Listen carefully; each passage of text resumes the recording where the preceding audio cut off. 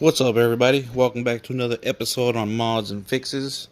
And now today we are going to work on my 2006 Volkswagen Passat. Mine has the V6. V6 is not a real V6, but it is the VR6. I'm going to replace the valve cover. Now, when I went searching for the valve cover, I couldn't find it. AutoZone didn't carry it, so I had to go to the dealership. That damn valve cover right there cost nearly $400 or $500. I don't remember, but it costs about that much. And the only reason for replacing it is for replacing the PCV valve because it failed. Because it failed, it popped up a bunch of different codes saying that the car was running too lean, or bank 1 was not, too lean or not. So, and it was around the time that I had to go run the car through emissions, and so it wasn't going to pass like that. So the broken PCV valve was still in place. So this is what I had to do. That hose right here, the hose is connected to the PCV valve, back to the throttle body, to the manifold, air manifold. It broke. It's very, very brittle, so I went ahead and finished breaking it. Put some hose to it, put it to a catch can to catch the oil that comes out of it, and I plugged up the other part right here. I plugged it up. If you don't plug it up, the car won't turn on. It has to be plugged. So every once in a while, I've been emptying the oil catch can. So yeah. Let's see. Well,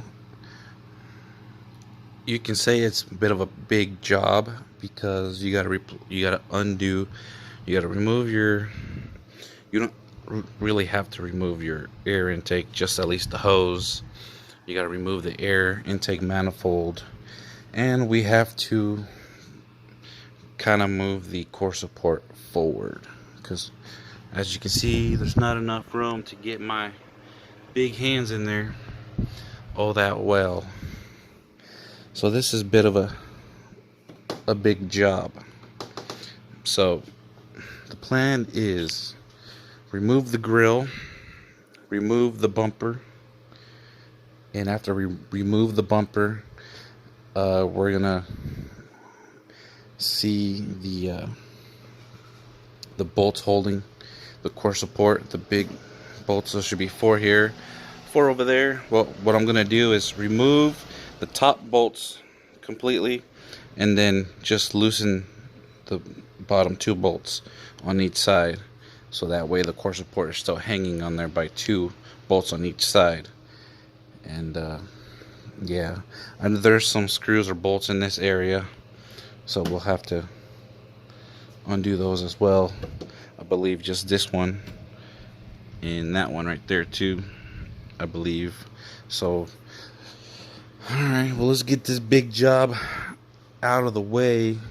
I also bought some spark plugs to replace them while we're down in there. I recently did an oil change, so I'm not going to do an oil change today. But yeah, I know in a little bit I'm going to have to run to the store and get something, because I'm pretty sure I forgot something. Alright, well, let me pull my tools out and show you what we're going to be using, and we can get started. So for this job, you're going to need all of these tools right here, everything right here in front of you to do this job.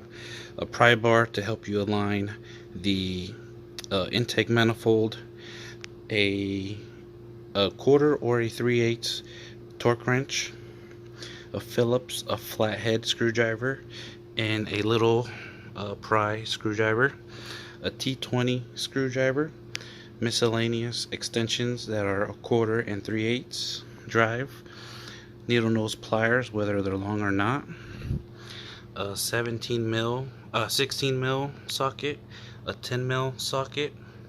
You're going to need T20, T25, and T30 heads right there. And you're going to need a 10 millimeter triple square. You're going to need 1/4 inch and a 3/8 ratchets. I did my spark plug, so you're going to need this spark plug socket. And I recommend using NICs for your spark plugs, using blue Loctite to put the bolts back on so they don't back out, and gasket maker for those little corners on the valve cover where there is slopes and cracks of parts put together. Hopefully that makes sense. So this is all you need to do the job. Let's get going. Okay, so removing the air intake first. First, you're gonna want to get your what is this? Your T25 Torx. You're gonna remove 2 screws, one right here and one right there. And it'll remove this top section of the air intake. There we go, just like that. It just comes off. 2 screws are just holding it in place. And then you're going to take your number 5 Allen head right here, number 5, and you're going to take off one bolt that's right here holding the intake box down. And then we undo the MAF sensor connector right here. Undo that. Undo this one clamp right here. I did it with needle nose pliers right there, and it should just pop right out. Now, let's see.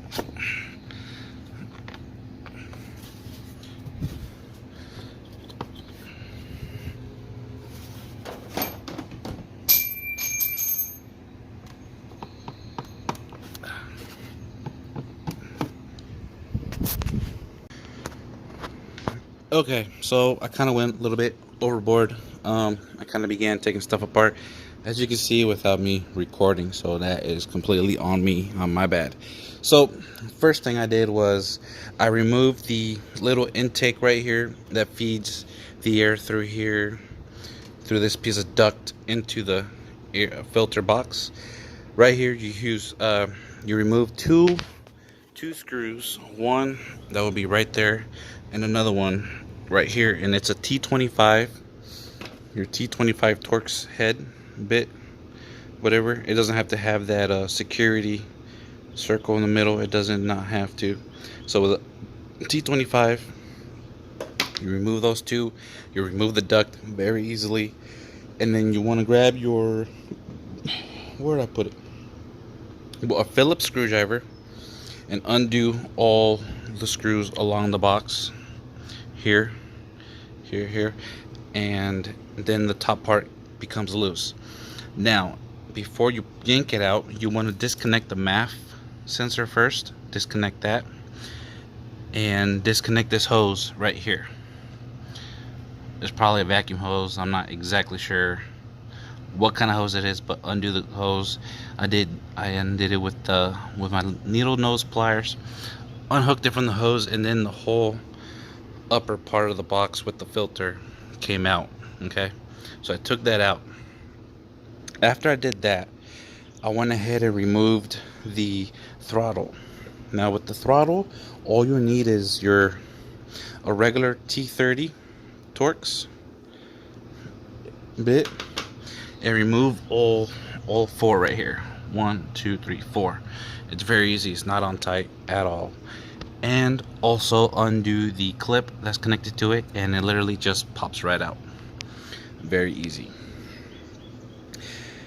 And the other thing that I did was I removed a bolt right here along this rail right here, and there's another one right here underneath this metal tab. Remove it. There's 2, and they're T30s as well, and 2 more right here on the valve cover from this bracket right here holding the fuel line. This is a fuel line right here. Another two right here, undo those. Okay, and wait a minute, did I say T25 for these right here? They're T25. I might have said T30, my bad. T30 on that, and pretty much T25 on these two, T30 on the rest that I've been working on so far. So I went ahead and loosened up this bolt right here, and the same one on the opposite side of the air intake manifold. And it is a triple squared 10 mil, number 10 triple square 10 mil. All I did was loosen them up. I did not remove them. Then I went ahead and undid this clip for the PCV hose right here. Undid that, and I also took off the connectors to the coil packs. Now I already broke one taking them off.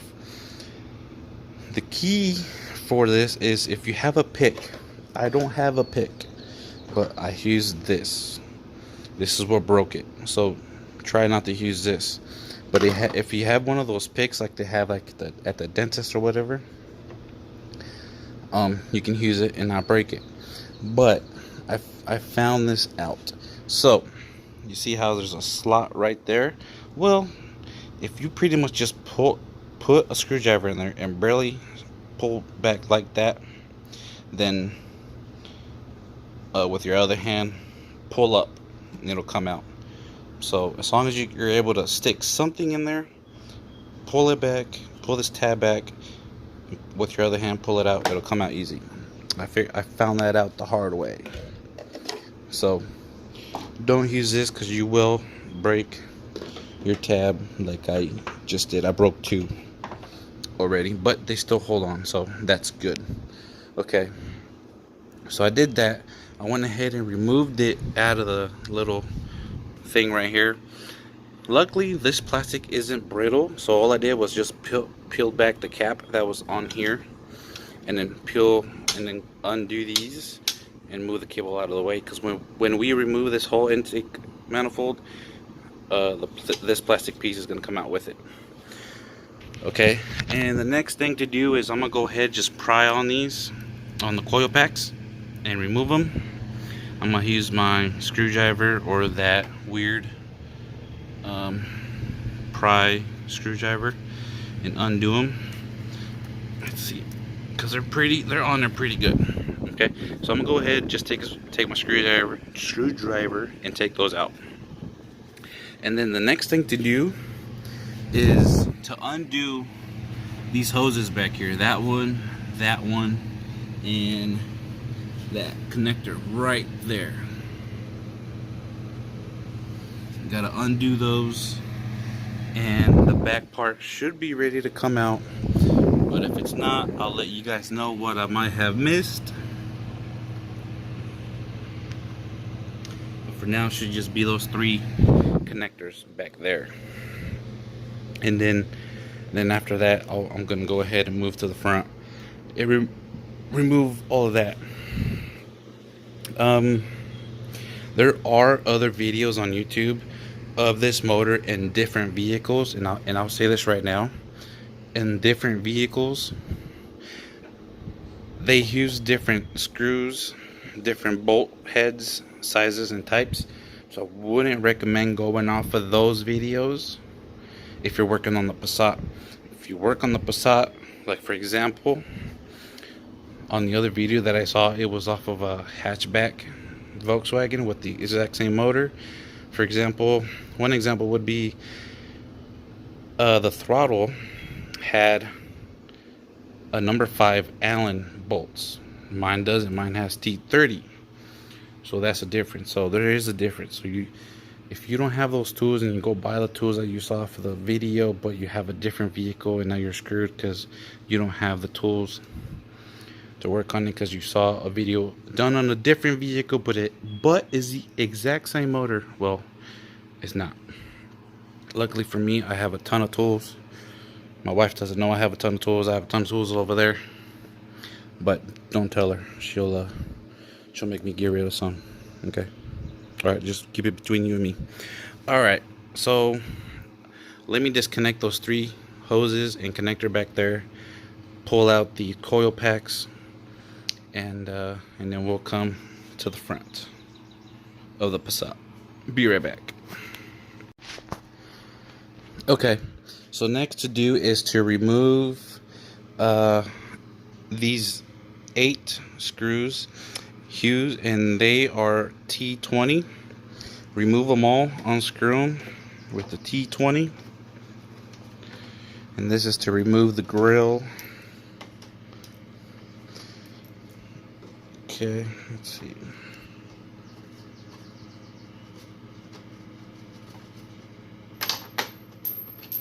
And I'm dropping my screws. Okay, so after you remove your 8 little screws, now the top part of the grill is ready to come out. The rest of the grill is just snapped in. So I'll tell you this right now, because I'm gonna have to put the camera down because of the parking sensors that it has. I need my other hand. So it's all snapped in there. So just be careful. Just pull it straight out towards you. And after you do that, these cables are pretty short, so you're gonna have to stick your hand in there, unclip them. They're very easy to unclip. They don't break. I've done it a bunch of times. I've had to deal with these headlights too many damn times, but I think I have them dialed in now to where I don't have to take any of this off anymore. But anyways, let me take off the grill. I'll be right back. So it's just easy. Just barely undo the grill, get your hand in there, undo the clips of the parking sensors if your car has them, and just pull it straight out because it's just clipped in there. Okay, remove the grill. I don't see any screws holding up the bumper up here because we already removed the ones up here before removing the grill. So I went ahead and also removed 3 screws on each side of the bumper. There's one right here and one right here. And then after you do those 2, you're going to want to move this flap out of the way because there's one facing up right in there. It goes straight up into the fender, holding the bumper. That's where the screw would be, right there. So yeah, after you remove those 2, move this flap out of the way, and you can get access to that 3rd screw. So there's 3 on this side, 3 on the other side, and then after you do that, you can unclip it, and that's pretty much it. Oh man, one broke, but oh wait. Anyway, that was bound to happen anyways. Okay, so after you do those 6 screws, it's time to get under the vehicle. And this is why I put mine on ramps, just in case. So, I forgot. Did I mention that they're the 3 screws on each side? They are T20s. They're T20s. So remove them with the T20 socket. You know what I never noticed before while I was under the car? This car has a duct that lets airflow straight into the brakes to cool them down. Pretty cool, huh? You never expect that on a family sedan car, but it's Volkswagen and Audi who made this car anyway, so that's pretty cool, I guess, you know. Alright, so now the next screws to remove are right here. Let's see. We are going to remove, let's see, that screw here, 2 here. Let's see, we're gonna have to remove these 2 right here, so 4 so far. We got 1 in the middle, and then we got the same amount on the opposite side. 6, 7, 8, 9. 9 screws to take off, and I believe they're either T20s or T25. So we'll take our T20 or T25, undo all 9 screws, and this bumper should be ready to come off. I took off the grills for the fog lights. I just wanted to see if there was any screws that I had to remove, but there isn't. so you guys can leave them on. I took mine off just in case. I just wanted to see if I was gonna miss a screw or not. But no, we're good. We will have to undo these right here. We will have to undo the blinkers because remember we're moving the bumper off. But once we get the bumper off, we can just undo everything from behind. We don't have to remove it from the front. I did remove the other side completely with the blinker, but we'll see if it was too much, if I could have just done it from back there after doing the, removing the bumper. So let me remove those 9 screws down here, and we'll continue after that. All right, so here we go. This is what I've done so far. As you can see, I did have to remove the headlights. I had to remove the bottom marker, the signal, and the fog lights. Okay, the headlights in this car is a pain in the butt. Now if you go to the dealership and you're going in for them to replace your headlight bulbs or headlight housing, well, it's going to be a lot of money because they have to remove the whole front bumper. Now, like I said before a little bit ago, I've had to deal with my headlights quite a bit because they were going out and stuff like that. But I think like I said, I have them dialed in now. One thing I recommend you guys do, since if you guys are looking at this video because you guys are doing the same thing I need to do to the valve cover, I recommend you cut off a bracket on these headlights. I recommend you guys cut off that bracket right there. Cut it off. I recommend you guys cutting it off.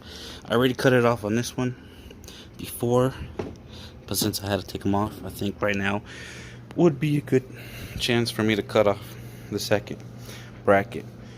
And for those that are like, well, that's for them to be secured on there. Well, of course, but there's already 2 screws holding up the top, and there's a bolt holding on the side. See, they have these side brackets, and that's plenty for them to stay on, and they don't shake, believe it or not.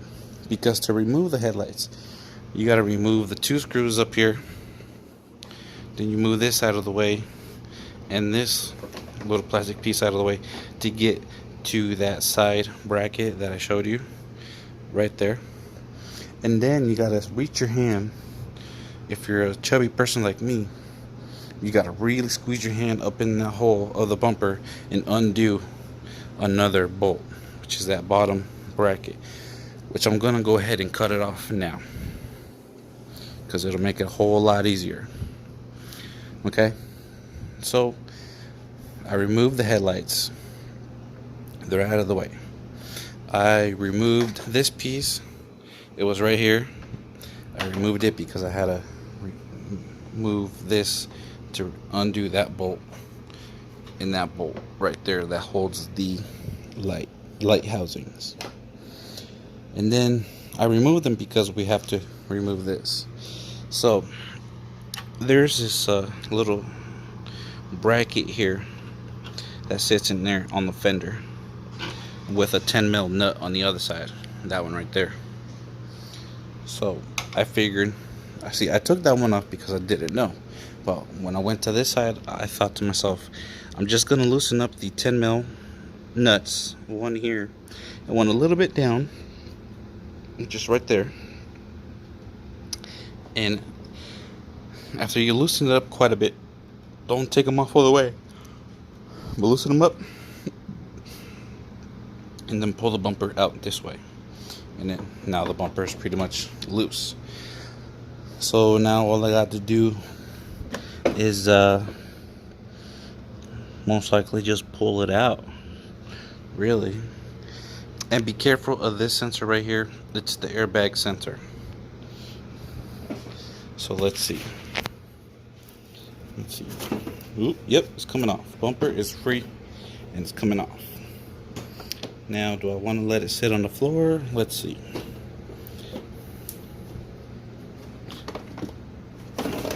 Woo!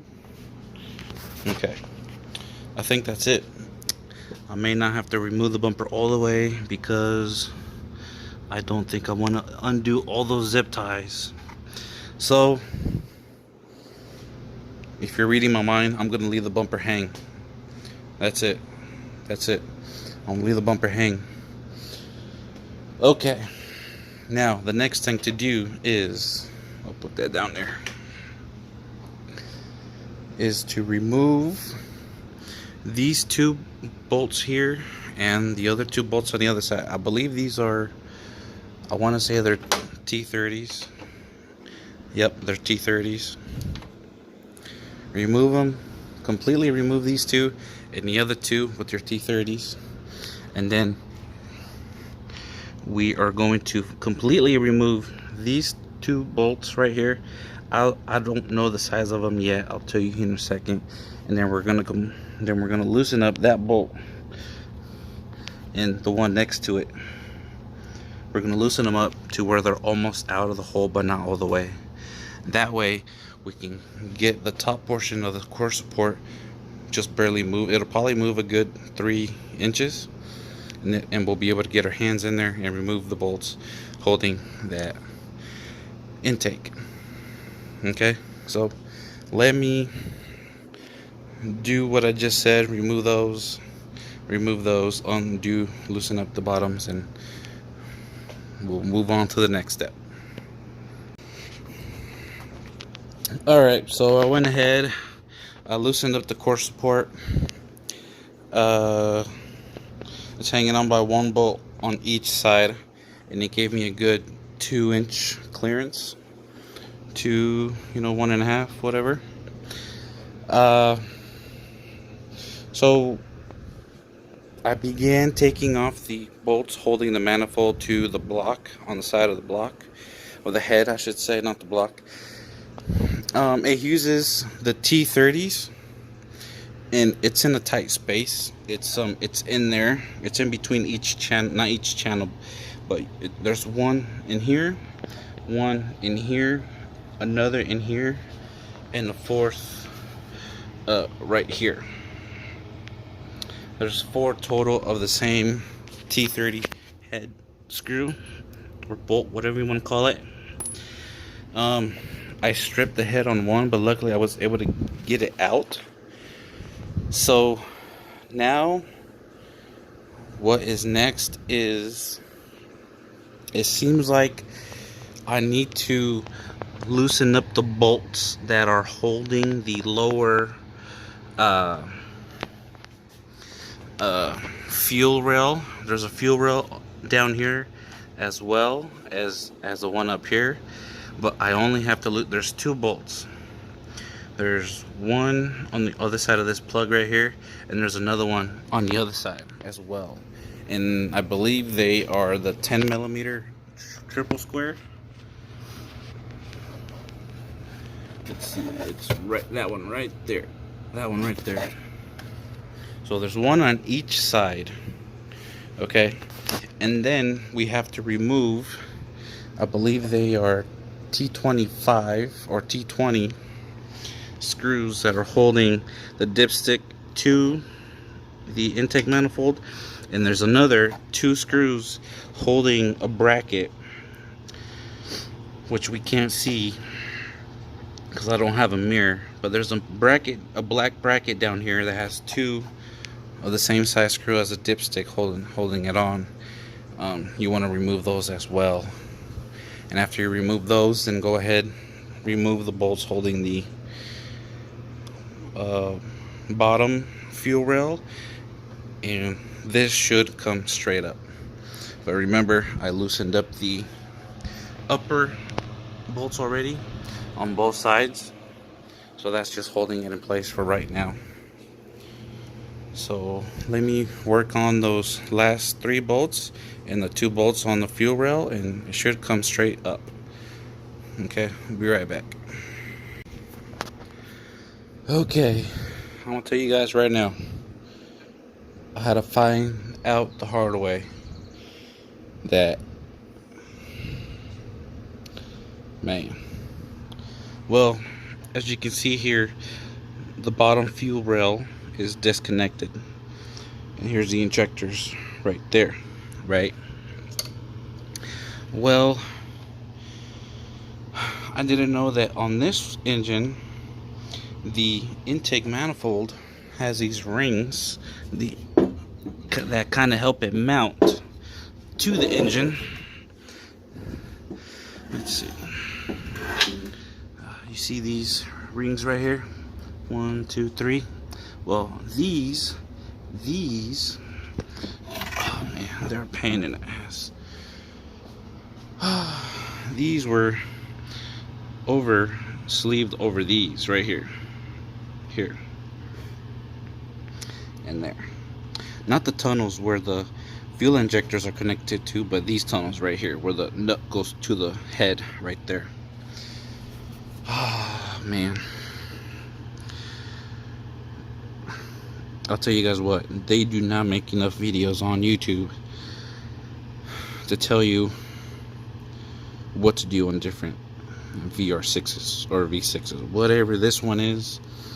All I'm going to say is this one's more of a pain in the butt to work on than any other VR6.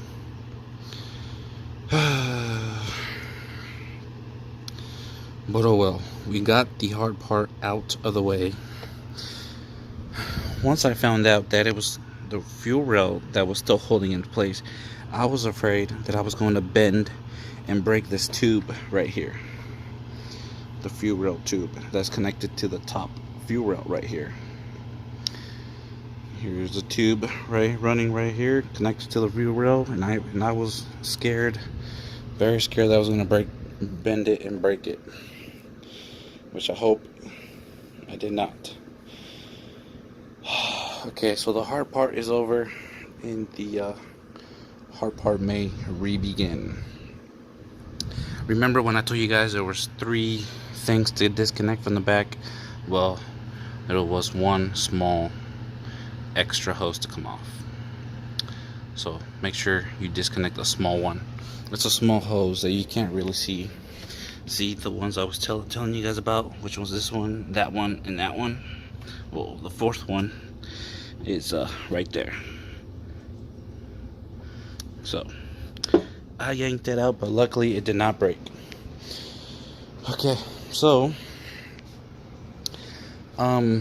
and when you're pulling out the intake, there is a little clip, this right here, especially this clip and this clip, hooked up underneath the manifold. This is a vacuum hose right here. That plastic clip was connected to it around here on the bottom, and then that harness was connected down here. So don't yank it out, pull it out slow and see what you guys got to work with. So because I removed the fuel rail, I am now gonna have to go back to AutoZone, and hopefully they have these O-rings that I need. Hopefully they have it, because the Volkswagen dealership is already closed for the day, and it's hot today. Okay, well, I'm gonna go ahead, take the valve cover off, and go to AutoZone real quick, because I thought I had RTV left, but I don't have any RTV. And as you can see, all you do is put a little dab of RTV right here. Is it necessary? I actually don't know. I'm gonna have to take the valve cover off to see if it's actually necessary. Normally you'll put RTV in places where there's like a bend going up, like that bend, or when there's 2 pieces put together and then you put a valve cover on top. You'll normally put a dab of RTV there to prevent any leakage to that one crack where the 2 parts are put together, where the valve cover sits on top. So I guess I'm gonna go ahead, go to AutoZone, get some RTV, get some O-rings. Hopefully they have the O-rings and do all that. So it's not really late, but it's, you know, I started hours ago. So without you guys really looking, this is what I'm gonna do, and then put the valve cover on. So the valve cover that I bought, it has everything. It has the gaskets on for the spark plug holes.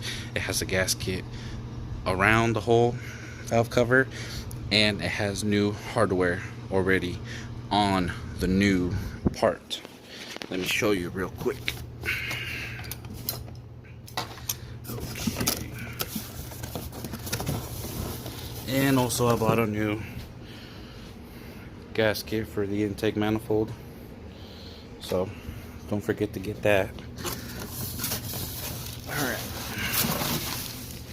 here's the new one. As I said, it has all hardware, gasket, everything already in there, PCV already in there. And I'll tell you guys this right now.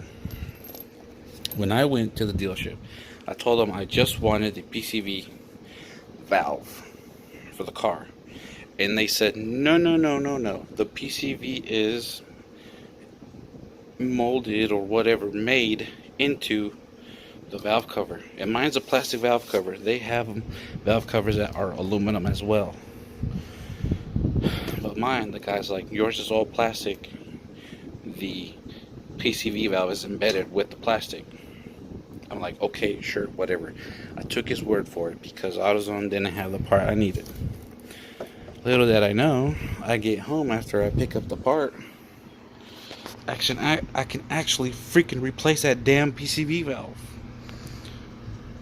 So that made me pissed off, because instead of spending, I actually forgot, I don't know if I spent $400 or $500 on this valve cover, but as I can see, there's 1, 2, 3, 4, 5 screws to take off this damn PCV valve, which probably I could have got maybe $50 somewhere online, hoping that I would have gotten the right one. So I am a little ticked off, but okay, since this one is ready to go, get back on and everything, I'm gonna tell you guys this right now. I'm gonna replace the part. I'm gonna put dabs of RTV on the corner here and over there, and I think that's it, and maybe a little bit right here next to the corner where I need to put some RTV. So that's where I'm gonna put some RTV. I'm gonna put it on, and I'm gonna go ahead and torque all of these bolts to 10 Newton meters or something like that. Let me see. 10 Newton pounds or something. Let me see. Like I told you guys, I'm teaching you guys as I'm going. I'm not an expert, but I know what I'm doing somewhat. So there goes the case inside the vehicle. So this little one right here, you are Newton meters. Let's see the N, Newton meters. You just want to put 10 Newton meters to torque it down, and that's pretty much it. These are the only ones that get torqued down to 10 Newton meters. Everything else is pretty much snug tight. Not very snug tight, because it's very thick. What would you say? Very fine threads on the other nuts and bolts. So just tighten like really well, hand tighten. And the 3 bolts holding the fuel rail down, those are I believe 8 foot-pounds.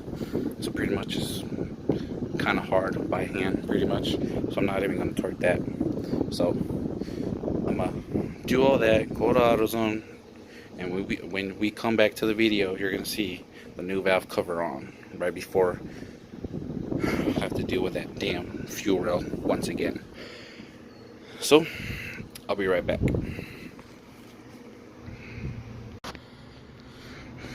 Okay, I got the new gasket on the manifold.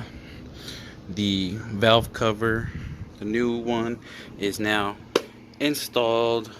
I put the spark plugs, the new ones, in, ready to go.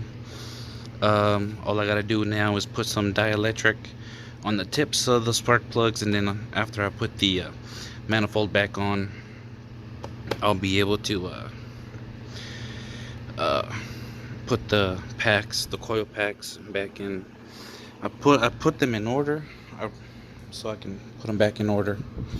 So yeah, so I went to the store, and they no longer just sell the O-rings alone. You have to buy the whole fuel injector to get it, and the whole fuel injector was $169 at AutoZone.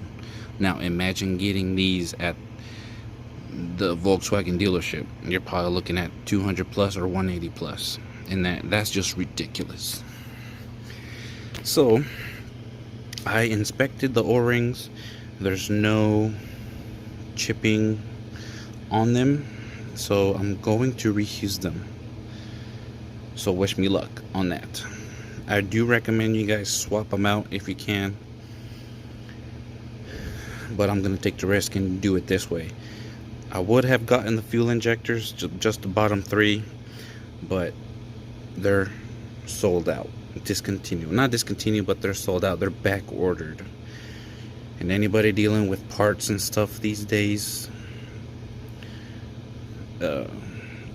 you know there's a lot of back orders. So, alright. So now I'm going to have to fish the manifold back over. The sleeves back over that one right there, and get the bolts started. It was a pain in the butt to get to this bolt right here because of this bracket. So what I noticed is this bracket has these notches in it, where if you just loosen the screw just a bit, you can pull the bracket up and it'll come out because of these big slots right here. So what I'm gonna do, I'm gonna go ahead, put the screws back in the manifold. That way I can just slip this on and then tighten it without having to fish the screw in, because it was a pain in the butt. Because the screw there was one in here, one here, and one here. So at least these two I can put them on the manifold and slip them on, but this one I will have to fish it in. So wish me luck. This isn't easy. Working on Volkswagens, I know now it's not easy. So let me put the manifold back on, and I'll let you guys know what troubles or what I broke. Okay, be right back. Alright, well, it's been a couple of hours. I'll tell you why. So putting on the manifold again, it did not want to line up again. I got it to line up. Now it came down to the bottom fuel rail. It did not want to line up as well. It was a big pain in my ass. It took a while. I had to use my kit to push on the fuel line this way while I raised it up to push it in. It was a pain. And it's a pain because of that hard line that comes off of the top fuel line going down to the bottom fuel rail. So, and it has a hard line, so it's very stiff.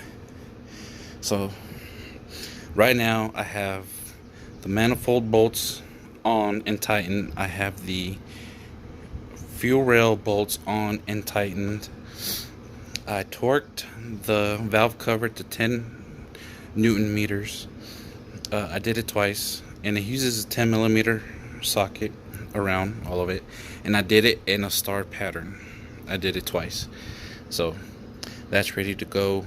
So next, what I'm gonna do is put the bolts on the sides that hold the manifold on that side. Put those two on. I'm gonna go ahead, reattach the dipstick to the manifold, and then little by little, doing all the little nuts and bolts and screws to put back on. I already lost one screw and I cannot find it anywhere. I found the socket, but not the screw. So, alright, well, next time you'll see this is when it's all put together. I don't think I need to show you guys how to put it together. Just do everything in reverse. It's pretty simple, and as long as you remember where all the nuts and bolts and screws went, you should be good. Alright, so let me finish everything up and we'll be right back. Alright, it's all back together. The bolts that are right here that hold the bumper, those were a pain to get on, but just take your time with your 10mm socket on a wrench. You can get in there. I did cut off that bracket, the lower bracket on my headlight before putting it back on. So now if I ever have to replace a bulb, I can just remove the two tops and then the bolt that sits right behind here, and it comes out straight out without having to remove the whole bumper. All you got to do is remove the grill.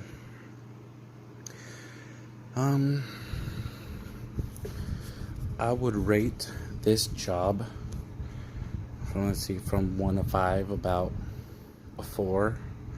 You kind of need to know what you're doing. You gotta have the right tools to do the job. As you can see, it's nighttime. I started the job at 11. And it's almost 11. I'm tired. And it took me this long just because I haven't done this before on this vehicle. And on German cars, there's a lot of screws and there's a lot of different sizes.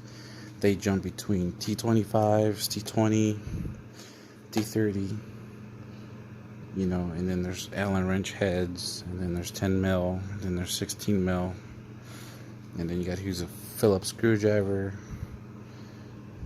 all that good stuff.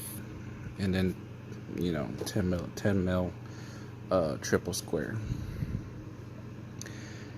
The hard part would be realigning the lower fuel line after you align the throttle body. I primed the fuel system because it did come off. The fuel line did come off. By priming, I mean put your car on the on position, let the fuel pump run, fill up the system, and check for leaks. No leaks, so we're good here. I ran it. I turned it on. Good. Nothing. No leaks, no nothing. So I'm pretty confident I can go home. But yeah, I did lose one screw. Technically I lost two, but I found the other, so I lost one. And it holds this little coolant rail right here. It shouldn't be no issues with that, so we'll see. And since I got my new PCV valve in, what I might do down the road is, since this hose is really expensive, this hose alone that goes from here to here is right under 300 bucks. Tell me about it. It's plastic and it's brittle and it's 300 bucks. So what I'm gonna do is take a little bit of hose, which I got plenty right here, take some heat shrink and make my own little hose right here, and voila. So I can get rid of my catch can here and put it on my ram where that thing was intended for. So yeah, like I was saying, it took a long time just because I didn't know what I was going to get into, what I had to remove, what I didn't have to remove, because there's no videos of Passats on YouTube. There's other vehicles like a MK4, MK5 or something, and Jettas. Well, no, not the Jetta. It must have been the little hatchback Jetta. But yeah, I mean, these V6s, the VR6s, they are good motors. The only when I go to the junkyard, look for parts here and there, the only vehicles I see in the junkyard that are Volkswagen are the ones with the turbo. I haven't seen a V6 in the junkyard yet, so these must be really good motors. I see a ton of turbos, nothing but turbos that are Volkswagen in the junkyard. So if you take care of that motor, it'll take care of you. No leaks, no nothing. Underneath is clean, everything. Alright, well, I'm gonna wrap up the video. That's it for today. If you guys liked the video, if you didn't, I don't blame you. I didn't show you much. I explained what to remove. Okay, so yeah, I want to go home. Peace.